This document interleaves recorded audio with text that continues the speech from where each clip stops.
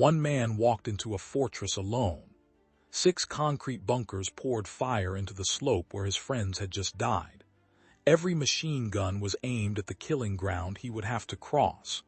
He carried a submachine gun, a handful of grenades, and nothing resembling a plan that made sense to anyone watching. What happened next shattered the German defense of the Siegfried Line and earned him the highest honor his nation could give. But the cost of that walk and what it meant to the men who watched him go is a story that has to be told in full. Subscribe now and please comment below with the city, state, or country you are watching from. Stay with this story until the very end. You need to hear what happened on that hill. The morning of March 15, 1945, came to the hills outside Nieder Wurzbach, Germany, under a sky the color of wet concrete. Winter had not finished with the land. Frost clung to the mud in pale streaks, and the wind that moved across the open slopes carried the kind of cold that made rifle bolts stiff and fingers clumsy. The war in Europe was in its final season, but no one had told the Wehrmacht soldiers dug into the Siegfried Line that their defeat was inevitable. They held the high ground, and they held it with interlocking fields of fire, reinforced concrete, and the bitter discipline of men who knew retreat meant the war would come home. The 45th Infantry Division had been grinding eastward for weeks, town by town, ridge by ridge, through a landscape that seemed designed by some malevolent architect to favor the defender. Every hill had bunkers. Every bunker had machine guns. Every machine gun had a clear line of sight across open ground that offered no cover, no concealment, no mercy. The Siegfried Line was not a line at all. It was a depth of fortifications, pillboxes sunk into the earth like teeth, connected by trenches and communication wires, supported by artillery registered on every approach.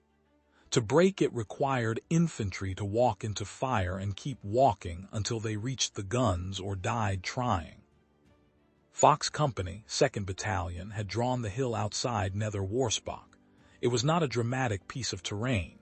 No great height, no sweeping vista. Just a long barren slope rising toward a tree line, and dug into that slope, 6 reinforced concrete pillboxes positioned to create a web of overlapping fire. The Germans called it mutual support. The Americans called it a meat grinder. Each bunker could cover the approach to the others. Each machine gun team could see what the neighboring gun could see. If you tried to flank one position, you walked into the sights of 2 more. If you went straight at one, all 6 opened fire. The plan, such as it was, had been simple. A platoon would advance under covering fire, suppress the bunkers with rifle grenades and machine gun fire, close the distance, and take the positions one by one. Doctrine. Standard infantry tactics. Except doctrine assumed the enemy would flinch, that suppressive fire would keep their heads down long enough for riflemen to sprint forward and get grenades into firing slits. Doctrine did not account for men who had been fighting since Stalingrad, who knew that if they abandoned their posts the war was lost, and who therefore stayed on their guns and fired until the barrels glowed. The assault had gone in at dawn, 32 men moving in bounds, covering each other, calling out targets, doing everything the training manual said to do. The Germans waited until the lead squad was 200 yards out, fully committed, too far to retreat quickly and too far to charge successfully. Then every gun opened at once. The sound was not dramatic. It was industrial. The stuttering roar of MG-42s, the flat crack of Mauser rifles, the whip crack of bullets passing close enough to feel. Men went down in the first 5 seconds. Some dropped and stayed down. Some tried to crawl back. Some lay still in positions that made it clear they would never move again. The survivors went aground in whatever folds and depressions the slope offered, but the slope offered almost nothing. Shell craters from earlier bombardments, shallow enough that a man had to press himself flat to gain any protection at all. a low stone wall that crumbled under machine gun fire, tufts of dead grass that concealed nothing. The Germans did not pour fire continuously. They fired in bursts, methodical and controlled, conserving ammunition, waiting for movement. Every time a soldier tried to shift position, every time someone raised his head to look for a better route, the guns spoke, and the man either got lower or stopped moving permanently. By mid-morning, 8 men were casualties, 3 dead outright, 5 wounded badly enough that they could not move under their own power. The rest of the platoon was still pinned, still taking fire every time anyone so much as twitched. Calling for artillery was an option, but Fox Company had learned the hard way that even direct hits on reinforced concrete did little more than deafen the men inside and throw dirt in the air. The bunkers were built to withstand shelling. They had been built by the Tot organization, poured thick, reinforced with steel, designed to survive everything except a direct assault by infantry willing to walk up and shove explosive charges through the firing ports. No one was willing. No one could be expected to be willing. To stand up on that slope was to die. The Germans had proven that conclusively. Jack Treadwell was 23 years old. He had been with Fox Company since the invasion of southern France, had fought his way through the Vosges Mountains, across the frozen Alsace plain, and into Germany itself. He was not an officer. He was a private first class, which meant he had no command authority, no special training, no reason to be singled out for anything except the same miserable luck that had brought every rifleman to this particular hill on this particular morning. He carried a Thompson submachine gun, a weapon that was heavy, short-ranged, and brutal in close quarters but nearly useless at distance. He carried fragmentation grenades on his webbing. He carried extra magazines in a canvas pouch that dug into his ribs when he lay flat. He was not a large man, not physically imposing, not the kind of soldier who drew attention in a formation. But he was watching the hill, and he was doing the math. 6 bunkers, 8 men down, a platoon paralyzed, no artillery solution, no air support, no flanking route that did not lead directly into another kill zone. The Germans were dug in, coordinated, and patient. They would wait all day. They would wait all week. They had food, water, ammunition, and the absolute certainty that time was on their side because every hour Fox Company stayed pinned was an hour the advance stalled, an hour the division could not move forward, an hour the war continued. Treadwell understood something in that moment that most men do not understand until it is too late. He understood that there were situations where the book had no answer, where doctrine failed, where the only solution was for one man to do something so unreasonable that the enemy could not account for it. He understood that the Germans expected suppression, expected coordinated fire and movement, expected the Americans to fight like an army. They did not expect a single soldier to stand up and walk into the guns alone. He did not ask permission. There was no officer close enough to ask, and if there had been, the answer would have been no. He did not announce his intention. He simply checked his Thompson, pulled the charging handle back to chamber a round, slid 2 grenades off his belt and held them in his left hand and stood up. The distance between a man lying flat and a man standing upright is 3 feet. On that slope in front of those bunkers, it was the difference between invisible and dead. Treadwell stood, and for one frozen second, nothing happened. The Germans had been watching for movement at ground level, watching for men trying to crawl forward or backward. They had not been watching for a man to simply rise to his full height in the open and start walking uphill. Then every gun found him. The sound of bullets passing close is distinct from the sound of guns firing. It is a crack, sharp and immediate, the sonic snap of a projectile breaking the sound barrier inches from your skull. Treadwell heard that sound and kept walking. Rounds hit the dirt at his feet, throwing up small geysers of frozen earth. Rounds passed through the air where his head had been a fraction of a second earlier. He did not run. Running made you a harder target to track, but an easier target to hit when the gunner led you correctly. He walked, steady and deliberate, angling toward the nearest bunker. 50 yards, 40, 30. The fire intensified. The Germans were shouting now, voices carrying thin and sharp across the distance, trying to coordinate, trying to understand why suppressive fire was not stopping this single man who walked toward them as though he could not hear the guns. Treadwell's mind had gone to a place beyond fear. Fear required imagination, required the ability to picture what a bullet would do when it hit. He had no imagination left. There was only the bunker, the distance closing, the weight of the grenades in his hand. At 20 yards he stopped, pulled the pin on the first grenade, counted 2 seconds in his head and threw. The throw was not elegant, it was functional. The grenade arced through the air, dropped and disappeared into the firing slit of the bunker. Treadwell turned his face away and dropped flat. The explosion was muffled, contained by the concrete, but the effect was immediate. The machine gun stopped. Smoke poured from the slit. Screaming came from inside, high and ragged, the sound of men in the dark with shrapnel in their bodies and nowhere to go. Treadwell stood again and moved to the next bunker. This one had seen what happened. The gun crew was ready, tracking him, firing in long, deliberate bursts to bracket his movement. He zigzagged, not wildly but in sharp, angled cuts, making himself harder to predict. 25 yards. 20. He threw the second grenade, and this time the German gunner tried to fire through the throw, tried to hit him in the moment of commitment when a man's body is extended and cannot dodge. The burst went wide.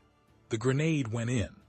The bunker went silent in an eruption of smoke and dust, and the wet thud of a pressure wave killing men in an enclosed space. 2 bunkers down, 4 to go. And now the Germans understood what was happening. Whoever was commanding the position, whoever was coordinating the defense, was screaming into a field telephone or a radio, calling for concentrated fire, calling for every gun to target this one insane American who had somehow crossed 200 yards of open ground and neutralized 2 strongpoints alone. The problem was geometry. The bunkers were sited to cover approaches, not to cover each other at close range.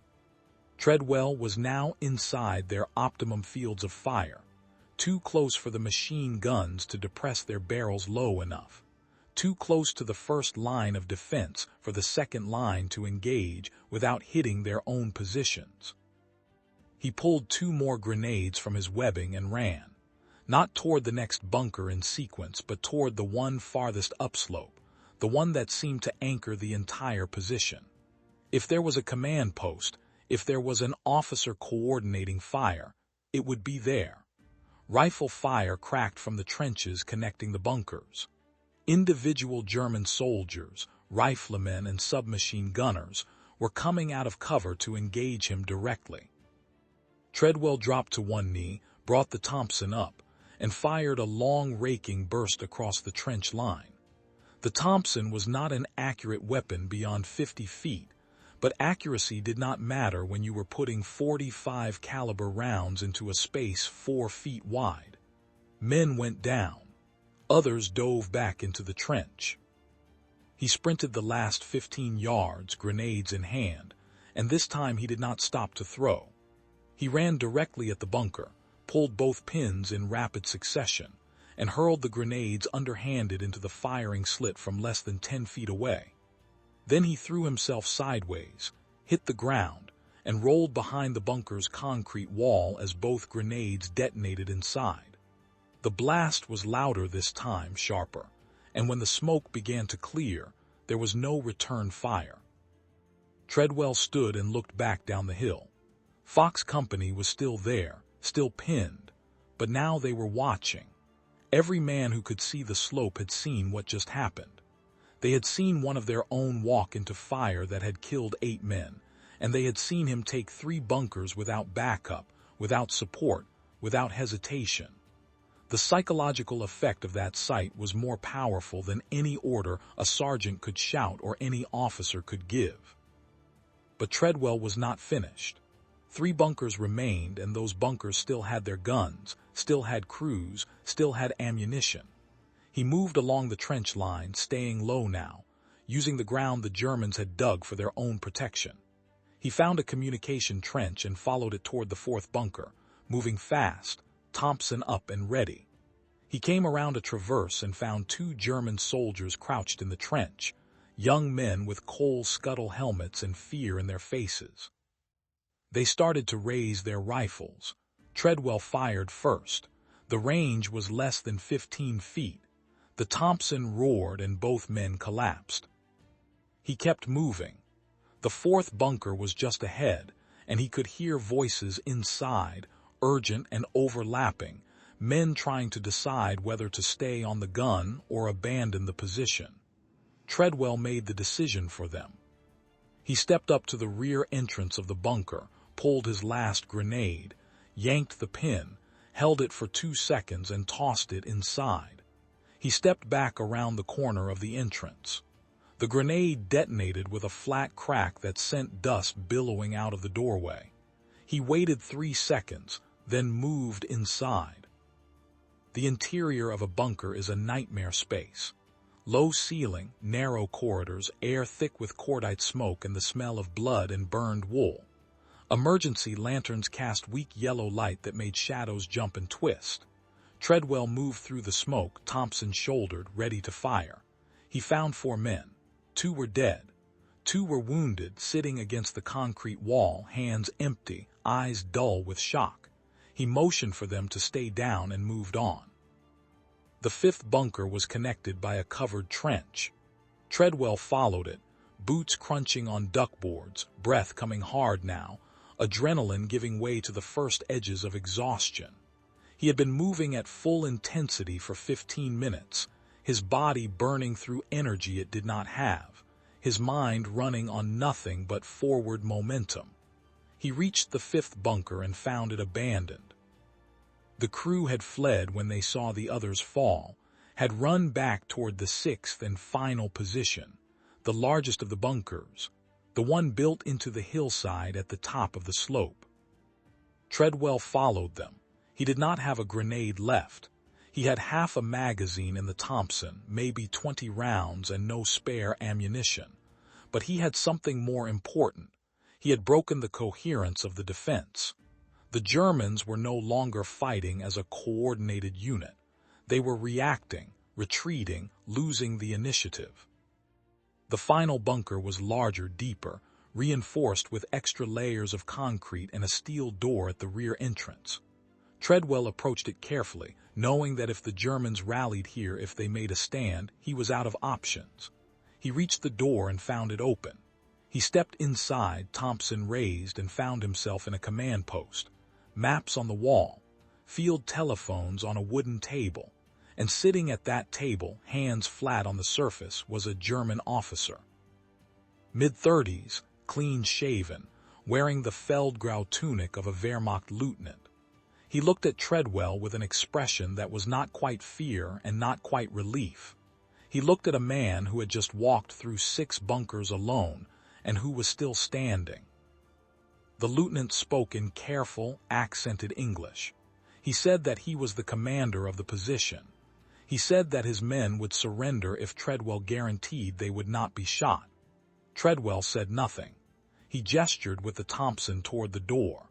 The lieutenant stood, called out orders in German, and within 2 minutes, 16 soldiers emerged from the bunker with their hands raised. Treadwell marched them down the hill. He walked behind them, weapon ready, and as they descended the slope, Fox Company rose from cover and stared. Some of the soldiers thought they were seeing a ghost. Some thought they had lost their minds. Jack Treadwell had walked into a fortress alone, and he was walking back out with the entire German garrison as prisoners. The lieutenant in command of Fox Company met Treadwell at the base of the hill. He looked at the prisoners. He looked at Treadwell. He asked what the hell had just happened.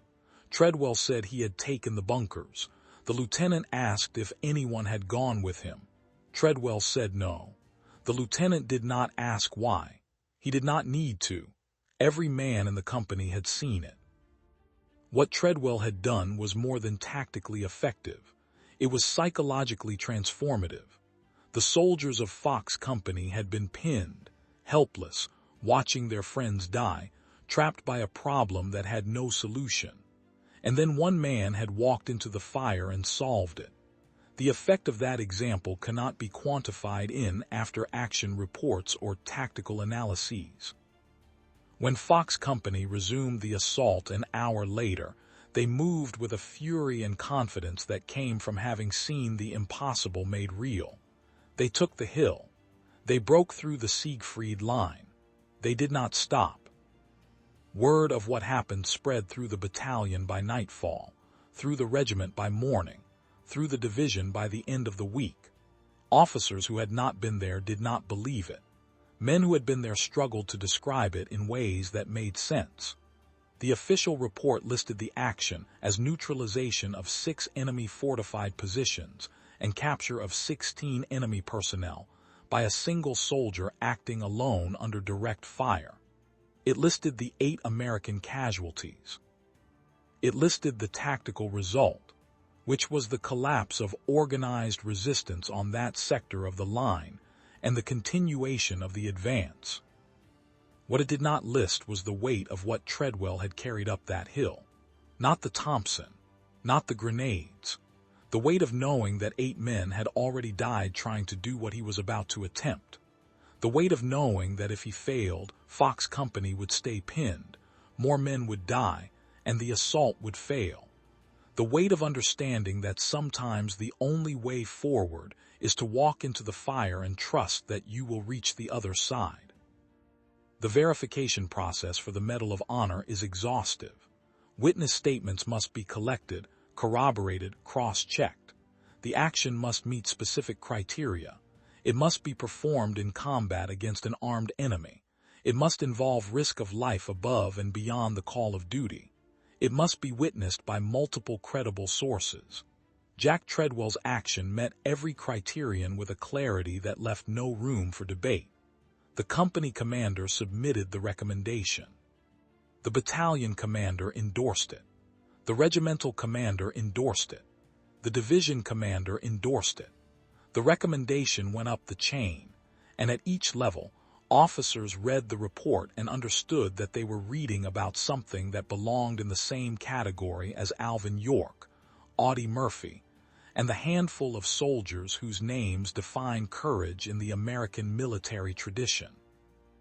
On August 23, 1945, in a ceremony at the White House, President Harry S. Truman placed the Medal of Honor around Jack Treadwell's neck. The war in Europe had been over for 3 months.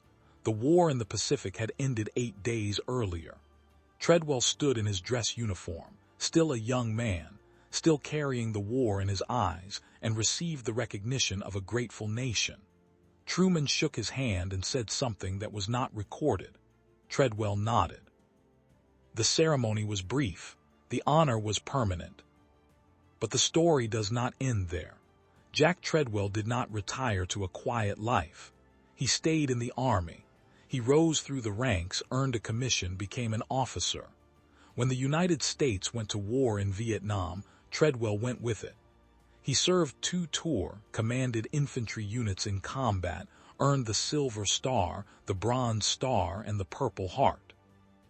Men who served under him said he led from the front, that he never asked anyone to do anything he would not do himself, that he carried the same quiet intensity that had driven him up that hill in Germany 20 years earlier. He retired as a lieutenant colonel in 1972 after 27 years of service. He settled in Mississippi, lived quietly, did not speak often about the war. Men who earned the Medal of Honor are sometimes treated as living legends, paraded at ceremonies, asked to speak at events, held up as symbols. Treadwell attended some of those events. He shook hands. He stood for photographs, but he did not enjoy it. What he had done on that hill was not something he was proud of in the way people assumed. It was something he had survived. The men who had not survived, the 8 soldiers who died in the initial assault, were the ones he thought about. Their names were in the reports. Their families had received telegrams. He had walked past their bodies on the way up the hill. Jack Treadwell died on September 19, 1977. He was 55 years old. Heart failure, sudden and without warning. He was buried with full military honors at a national cemetery. The Medal of Honor citation read aloud at the graveside. A rifle volley fired into the air. Taps played slow and clean in the autumn sunlight. The soldiers who attended the funeral were men who had served with him, men who knew what the medal meant and what it cost. They knew that courage is not the absence of fear. It is the decision to move forward when fear is the only rational response. They knew that leadership is not commanding from safety. It is walking into the fire first and trusting that others will follow. The hill outside Nieder Wurzbach is still there. The bunkers have been filled in, the trenches smoothed over, the evidence of battle erased by decades of weather and growth. There is no monument. There is no plaque. The ground remembers nothing. But the story remains, passed down in military history, taught at academies, told in barracks and classrooms, and anywhere soldiers gather to talk about what it means to serve. It remains because what Jack Treadwell did on that hill in March of 1945 was not just tactically brilliant. It was an act of such raw, uncompromising courage that it redefined what one man could accomplish when everything depended on him walking forward. The men of Fox Company who watched him go, who saw him disappear into the smoke and fire, who saw him come back down the hill with prisoners in tow, carried that image for the rest of their lives. Some of them went on to fight in Korea. Some went to Vietnam. Some came home and never spoke of the war again. But all of them remembered the moment when Jack Treadwell stood up on a barren slope under machine gun fire and walked alone into a fortress. They remembered because in that moment, they saw what a human being is capable of when fear and duty collide and duty wins. The Medal of Honor is the highest decoration the United States military can award. It is given for valor in action against an enemy force, for risking life above and beyond the call of duty, for acts so extraordinary that they stand apart from the already extraordinary sacrifices of combat. Fewer than 3,600 have been awarded since the medal was created during the Civil War. Each one represents a story of impossible courage. Each one represents a moment when a soldier faced a choice between survival and mission, between self-preservation and the lives of others, and chose the harder path. Jack Treadwell's medal hangs in a display case now behind glass, part of the permanent collection of a military museum. Visitors walk past it every day. Some stop to read the citation. Some move on without noticing. The medal itself is a simple thing. A bronze star suspended from a pale blue ribbon, the ribbon worn around the neck so the star rests over the heart. Engraved on the back is Treadwell's name, his rank, his unit, and the date of the action. The medal is tarnished slightly despite preservation efforts. It is more than 80 years old. But the meaning of the medal, the weight of what it represents, does not tarnish. Every soldier who sees it understands what it cost. They understand that Jack Treadwell walked up a hill into fire that had already killed 8 men, and would have killed him a dozen times over if luck or fate or the hand of something larger had not intervened. They understand that he did not do it for glory. He did it because the mission required it, because his brothers in arms were dying, because someone had to move forward and he was the one willing to do it.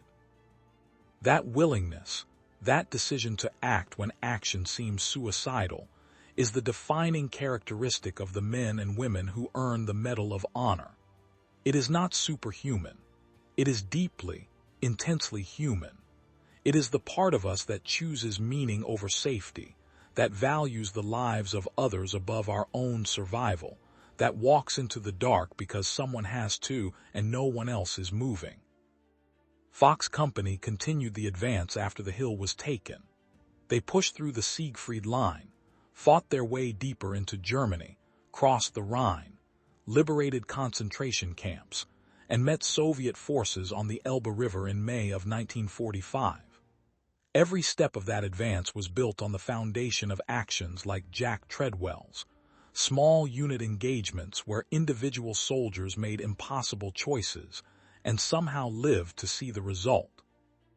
The war in Europe ended because tens of thousands of men like Treadwell walked into fire and kept walking. Most of them did not receive medals. Most of them are not remembered by name. They are the unknown soldiers, the riflemen and machine gunners and engineers and medics who did their jobs under conditions that would break most people, and who did not break. Jack Treadwell was one of them. The medal made him famous, but the action that earned the medal was not about fame. It was about necessity. It was about 8 men lying dead on a slope and a fortress that would not fall unless someone made it fall.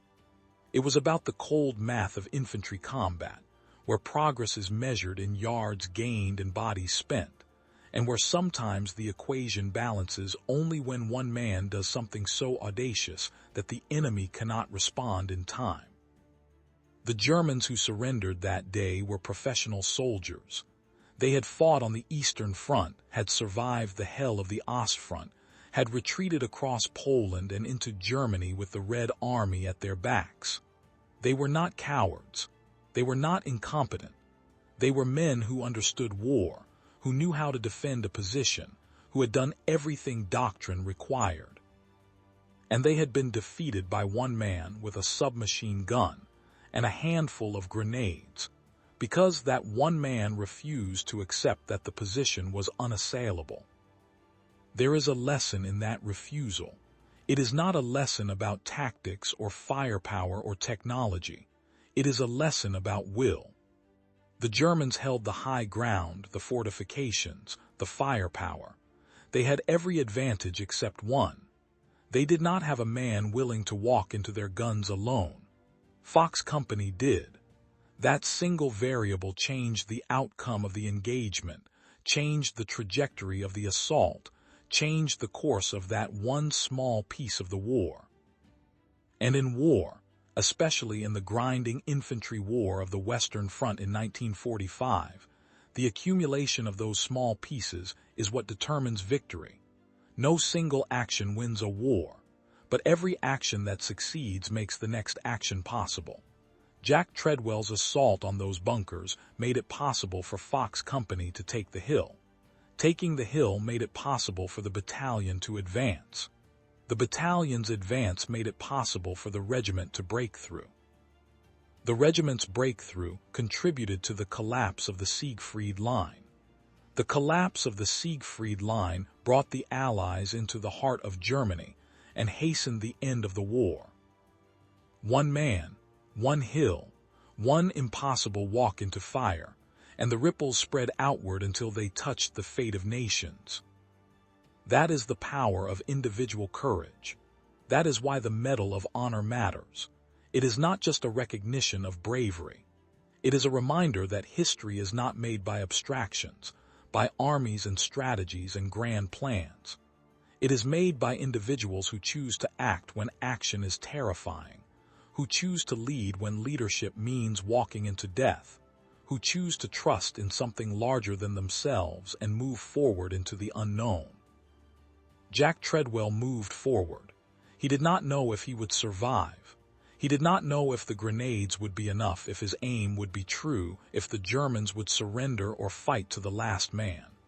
He knew only that staying still meant watching more men die, meant accepting defeat, meant allowing fear to dictate the outcome. So he stood up, and he walked.